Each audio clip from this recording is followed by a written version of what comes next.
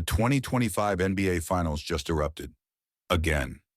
In a series that was already boiling over with tension, Game 4 poured rocket fuel on the fire and ignited one of the most pivotal, emotionally volatile, and high-stakes battles of the modern finals era.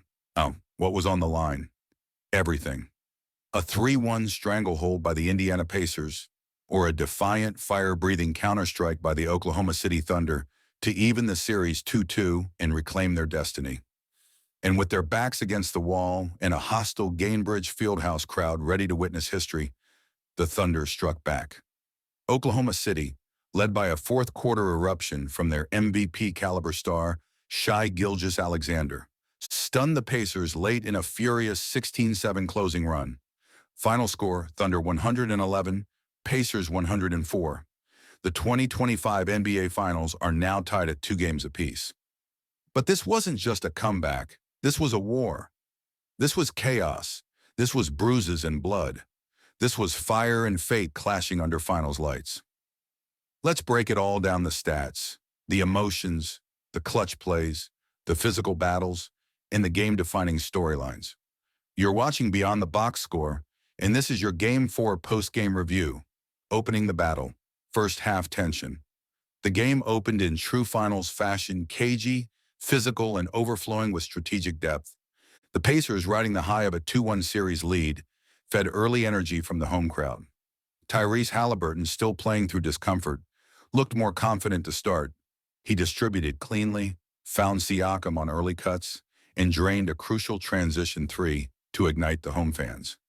Indiana pushed ahead 27-21 after the first quarter. Pascal Siakam and Aaron Nesmith attacked early gaps in OKC's defense, while Miles Turner worked the pick and pop to space the floor. But even with Indiana clicking in spurts, the Thunder kept counterpunching. SGA wasn't loud early, but he was methodical. He played chess. He picked his spots. He drew defenders into soft doubles, creating lanes for Jalen Williams and Isaiah Joe to slash and attack. The Thunder finished the second quarter down by just 5, 54-49, despite trailing by as many as 11 earlier. It wasn't pretty. Both teams were inefficient from deep. Indiana hit just 4 of 19 from beyond the arc. OKC, even worse, a dreadful 3 of 17. But the game's rhythm was never about offense. It was about resilience. And in the second half, that became the defining word. Haliburton's surge, OKC's response. The third quarter saw Tyrese Haliburton momentarily seize control of the finals narrative. His vision sharpened. He diced up OKC's zone with skip passes and threw a no-look bounce pass to a cutting Obi Toppin that brought the arena to its feet. Toppin himself provided a spark off the bench: 17 points, 5 rebounds, and a massive block on Holmgren at the rim. Siakam continued his steady finals performance, hitting floaters in traffic, muscling through Lou Dort 4-and-1s, and flying for putbacks. With 3:32 left in the third, Indiana led 83-72, threatening to blow the game wide open. But coach Mark D'Antoni made the move of the night. He sat Shai Gilgeous-Alexander. It was a bold gamble. With the game drifting and Indiana surging, resting your best player felt insane. But D'Antoni wanted one thing: a fully gassed, locked-in SGA for the final 12 minutes. And that's exactly what he got. The Thunder entered the fourth down by 9. The momentum was in Indiana's hands, but SGA had other plans. With deadly calm, he began orchestrating what might be the finest quarter of his career. Step back mid-range, swish, blow-by layup past Hartenstein, and 1. Foul line jumper over Nesmith, net. Free throws, more free throws, 10 of them in the fourth. He hit every single one. SGA dropped 15 of his 35 points in the final 4:38. He dismantled Indiana's defense possession by possession, often with surgical footwork and the poise of a playoff veteran far older than 26. But he wasn't alone. Jalen Williams, who had already scored 20-plus through 3 quarters, added tough buckets in the lane and grabbed 2 critical rebounds. Chet Holmgren, though quiet scoring-wise, secured 15 rebounds and blocked 2 shots in the final 6 minutes. And then came the dagger. 1:08 remaining. Thunder lead by 3. Pacers trap at half court. SGA splits them. Sidestep floater. Boom. Lead extends to 5. The crowd, silenced. Indiana, shaken.